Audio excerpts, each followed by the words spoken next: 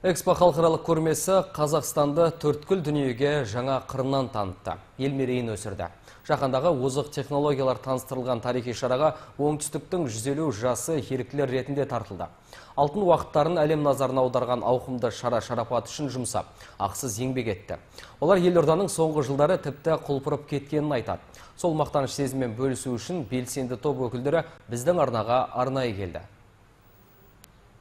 Ботагөз әстілеу экспоға түстіктің еріктілер тобын бастап барды. 40 күн бойы көрмеге келген қонақтарға қалтқысыз тік тұрып қызмет көрсетті.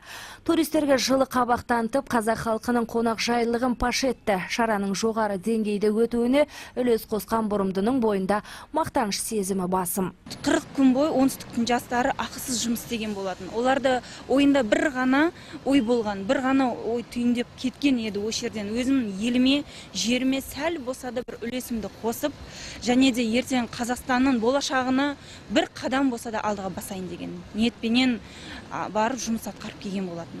Қазақстан дәстүрлі энергетика көздеріне бай мемлекет. Әйтсе де батыл қадам жасап, болашақтың энергиясы тақырыбында көрме өткізді.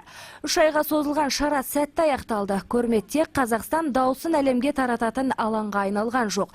Сондай-ақ әлем елдері тың идеяларын ортаға салатын маңызды орта қалыптастырды.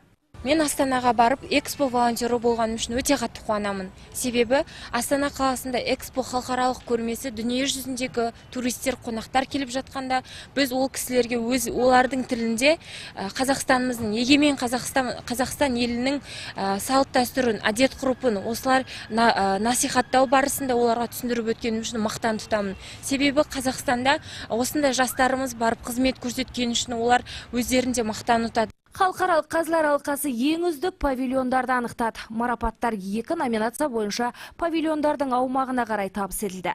Сонымен көрменің дизайны санаты бойынша Алтын Кариб қоғамдастығы плазасына Польша, Катар мен Ресейге бұйырды. Ал көрме тақырыбының ашылуы аталымы бойынша Тәжікстан, Финляндия, Швейцария мен Германия топ жарды. Ал Нұр-Әлем павильоны келушілер ең көп тіркелген алып нысан екеніне ешкім шүбә келтіре қоймас. Ашылған сәттен бері онда бір қатар елдің президенттері мен үкімет басшылары бас сұқты. Соңғы мәліметтер бойынша күн сайынғы келушілер саны 28 мыңға жеткен. Жалпы шараға 4 миллионға жуық адам келген. Гүлсанат Қалмырзақызы, Нұрғожа Мамилов, Олжас Байтуов, оңтүстік ақпарат.